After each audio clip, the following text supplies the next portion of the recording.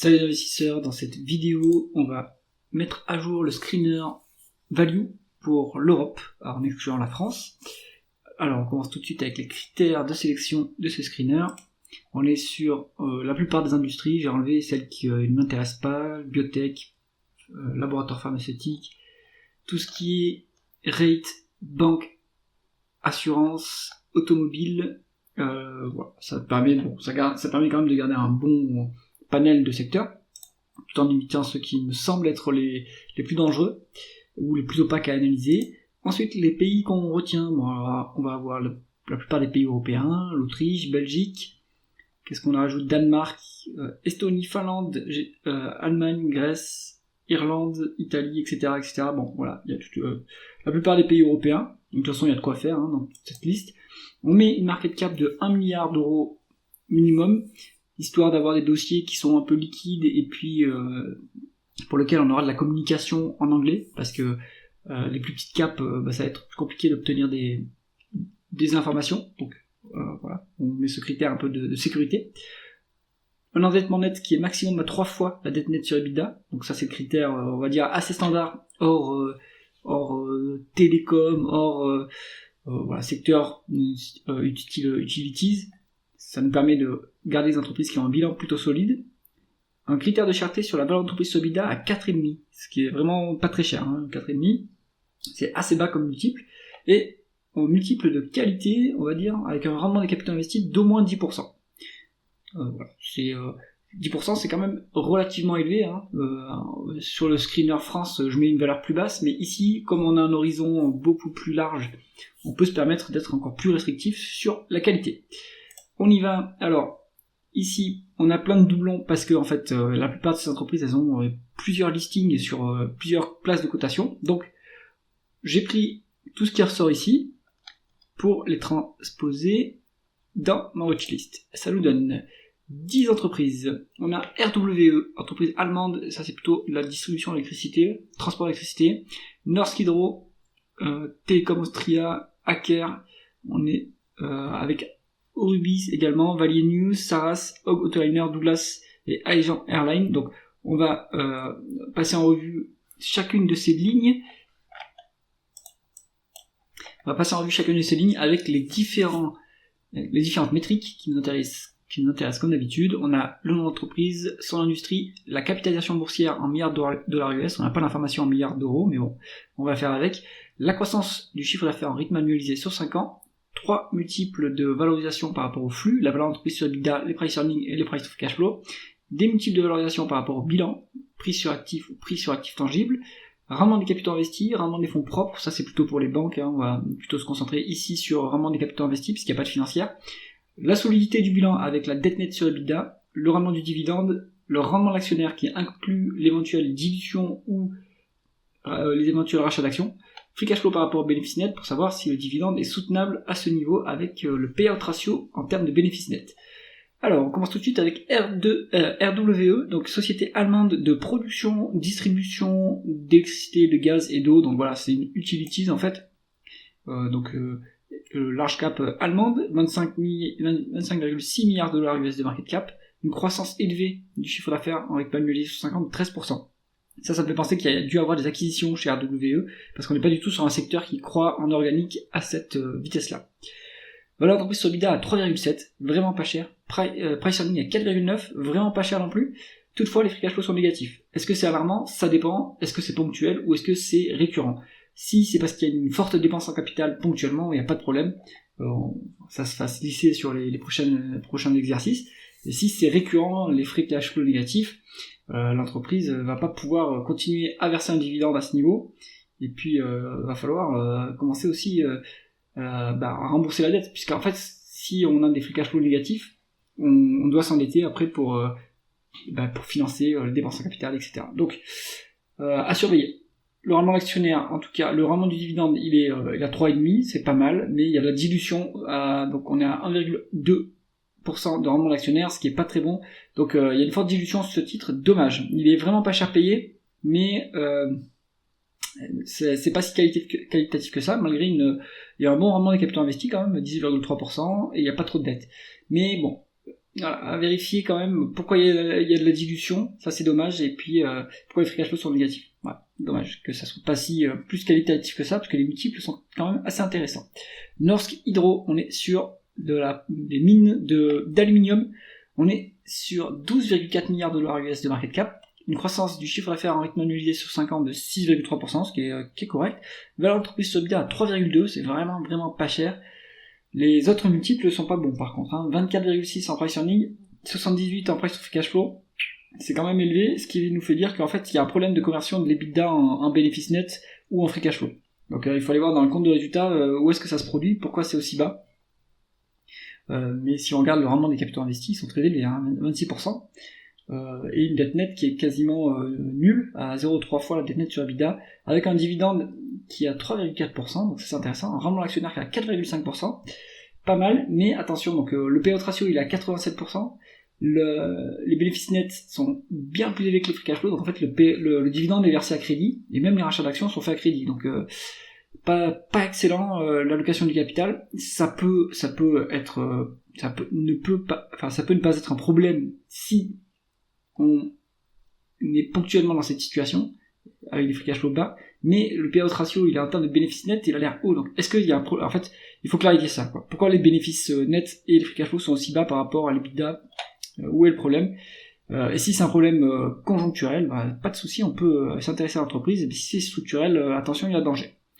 Alors ensuite Telekom Austria, donc l'opérateur téléphonique autrichien, on a 6,3 milliards de dollars US de market cap, une croissance plutôt molle, 3,5% en rythme annualisé sur 5 ans, une valeur d'entreprise sur EBITDA de 4 fois, donc c'est pas très cher payé, un price earning en dessous de 10, donc ça c'est pas très cher payé, un price to free cash flow en dessous de 7, c'est vraiment pas cher payé. Donc on a un rendement des capitaux investis qui est à 10%, donc c'est tout à fait convenable, et c'est pas mal, et un ratio dette net sur EBITDA à une fois.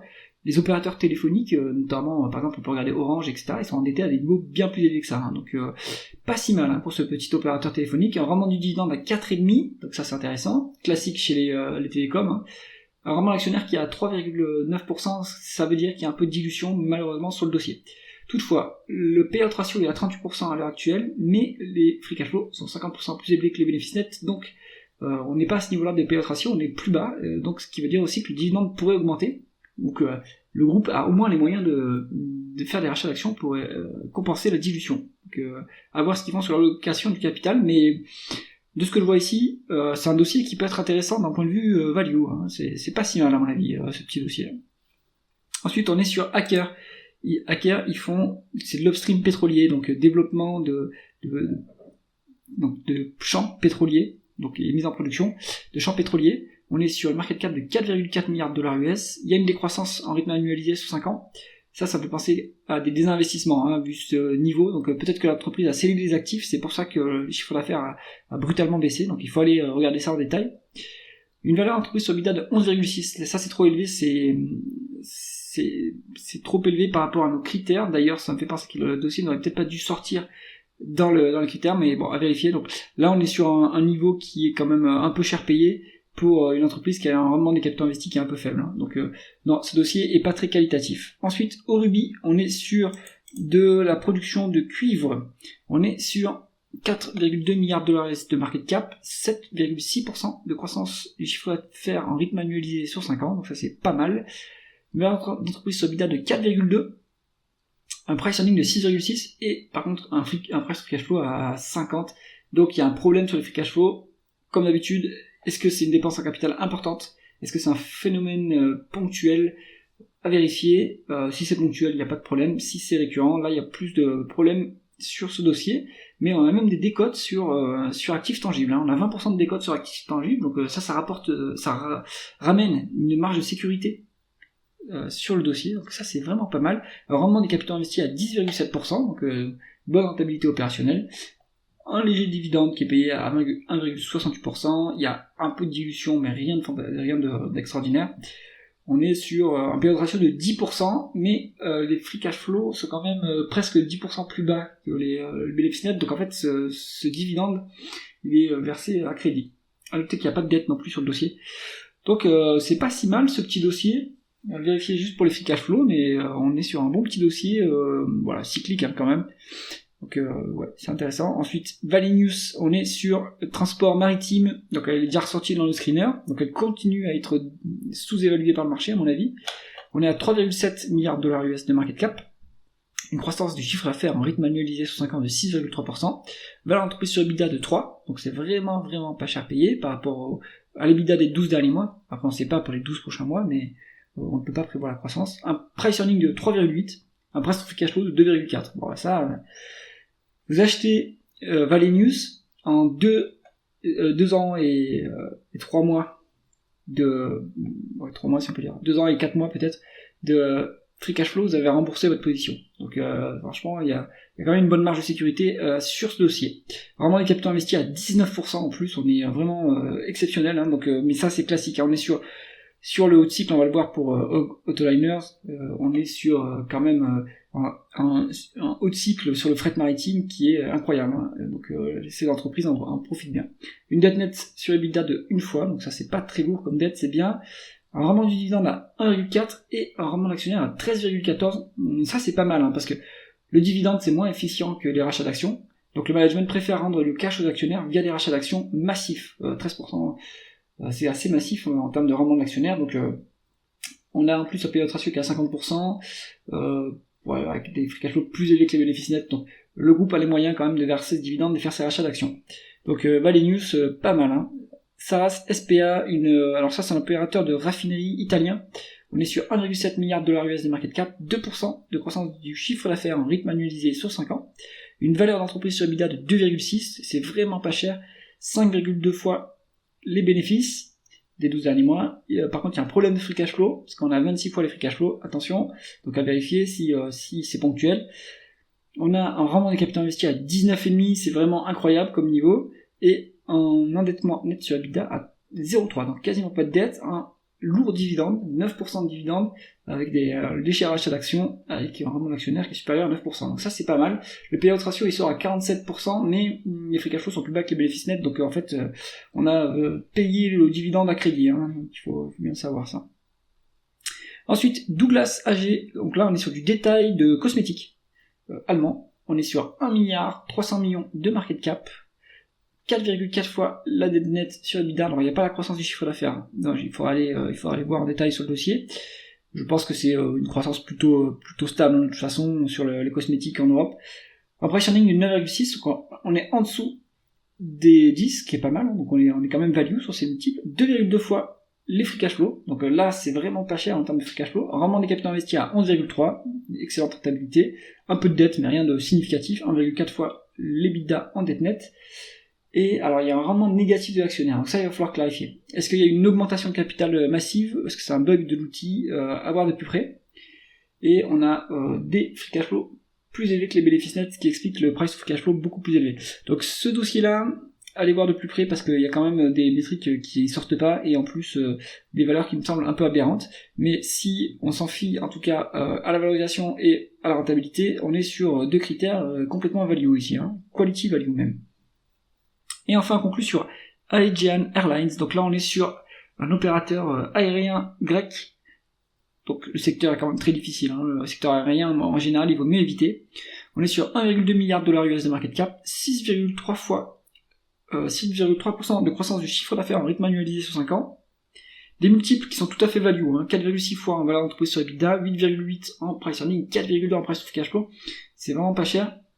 Une croissance du chiffre d'affaires, alors un rendement des capitaux investis, à 10%, ça c'est bon, et un endettement net à 1 fois l'EBITDA, donc ça c'est pas très endetté, c'est bien, un dividende à 6,60%, c'est quand même élevé, hein, pour une compagnie aérienne, et un rendement d'actionnaire qui est légèrement plus élevé, peut-être qu'il y a un peu de rachat d'actions, mais rien de significatif, free cash flow 2 fois plus élevé que les bénéfices nets, donc le payout ratio est soutenable, le dividende est soutenable à ce niveau, et on pourrait même l'augmenter.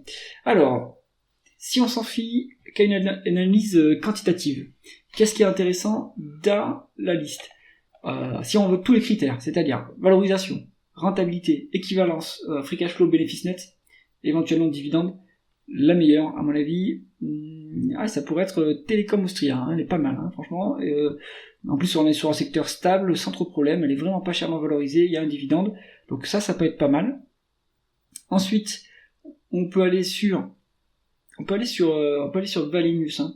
On est sur des multiples très doux, une rentabilité excellente, pas trop de dettes, un rendement actionnaire qui est excellent avec en plus des free cash flow plus avec les bénéfices nets. Donc ça c'est vraiment pas mal. Attention, c'est cyclique, hein. Et c'est un peu le même topo sur Autoliners. C'est pareil, ça va être cyclique, donc faut se méfier. Après sur AGN Airlines, c'est uniquement le secteur qui me fait douter, hein. Mais après, si vous analysez bien la société et que vous voyez qu'en fait elle est bien positionnée, pourquoi pas, ça peut être intéressant. J'espère que cette revue des actions value européenne de mars 2025 vous a intéressé. Si c'est le cas, mettez un pouce vers le haut et pensez à vous abonner à la chaîne. À bientôt.